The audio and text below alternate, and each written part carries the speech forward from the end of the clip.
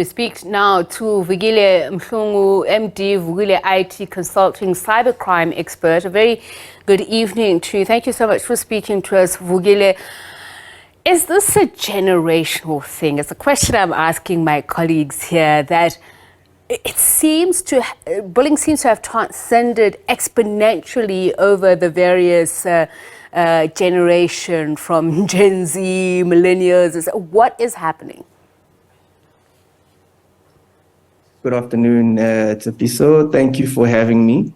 So yeah, indeed, I think times are changing, and it's upon all of us, I think, to move with the times, with digital transformation.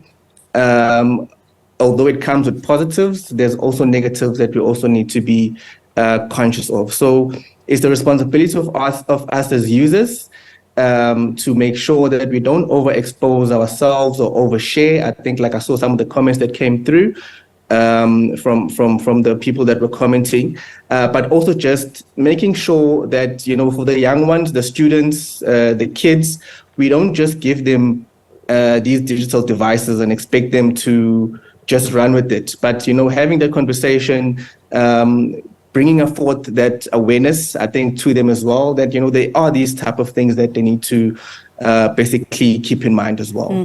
So is it also, what I'm trying to understand, is it a lack of parental control? Do we blame it on that? As you mentioned, the advent of technology, digitization, media, it is supposed to advance, develop, progress, but we are seeing incidents that really I cannot associate with the mind of a child, the sophisticated, if I can call it, use of bullying. We've seen in this profile of someone actually creating a fake profile on a porn site for someone.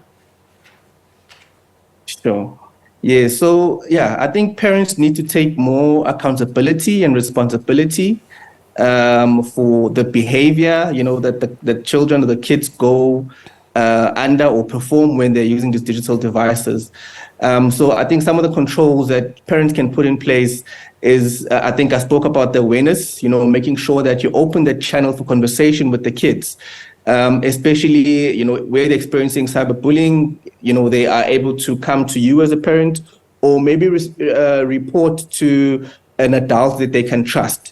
And also just making them aware, you know, there are ways of blocking. Maybe if they're encountering cyber bullies, how do they block?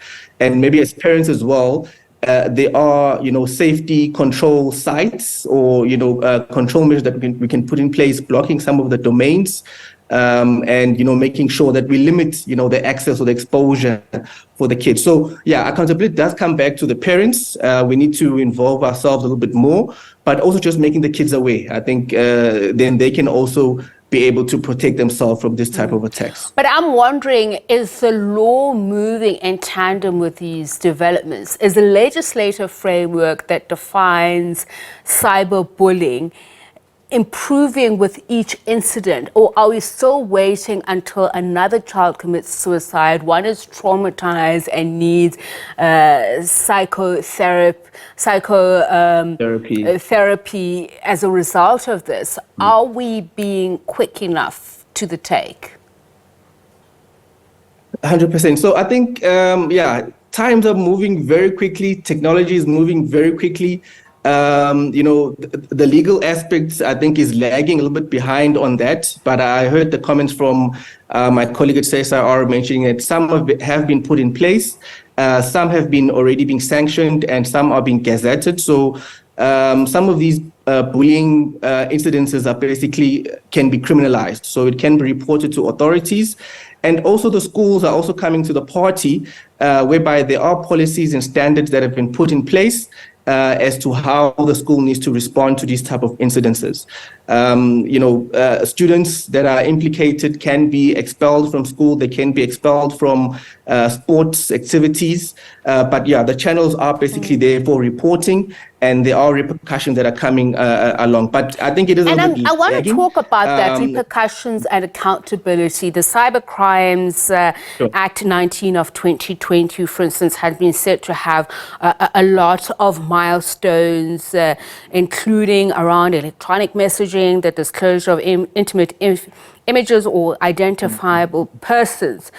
But the schools themselves have laws and accountability that they need to be held to, because when a child is on the premises, they are under the school's care. But what if somebody whom your child knows only interacts with them at school, and they choose as a school to say, no, we're not interested? We had the same situation as a family, Woodlands in Boksburg. They just said, well, we don't know, we can't control that. And it was continuous act that traumatized the child. Where do schools take accountability? Yeah, no, definitely. So, I think schools definitely need to come to the party, which we are seeing. It's not happening as quickly as we'd like it to.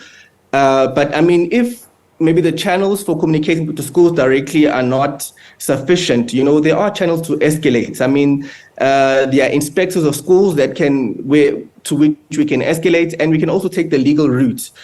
We tend to see that schools normally come to the party once maybe those channels are activated. But definitely not enough is being done from a school's perspective. Some schools are participating and are responding quite efficiently and effectively to these incidences, but a lot more can be done. There's definitely room for improvement. Vukile, though, I'm just wondering also, at the same time, what kind of a society do we become when we start talking about protection orders against a 4-year-old, or you're trying to explain to a child criminal injury, or what you're doing amounts to that?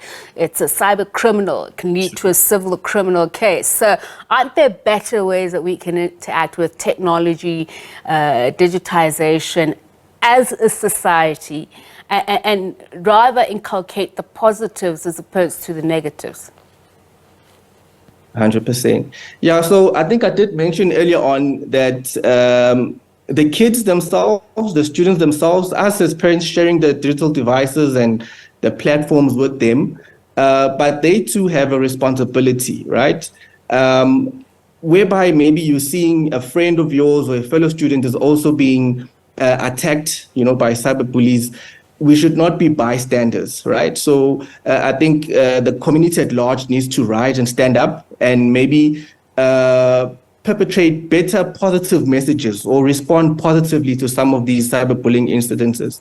So the users, the students, the kids using the devices also need to come to the party, take some sort of accountability and responsibility as well, reporting some of these things and not participating and perpetrating that negative connotation of behavior as well. So maybe apart from the legal side, but from a social perspective as well, I think, the kids, the students can also basically participate and contribute from that aspect as well.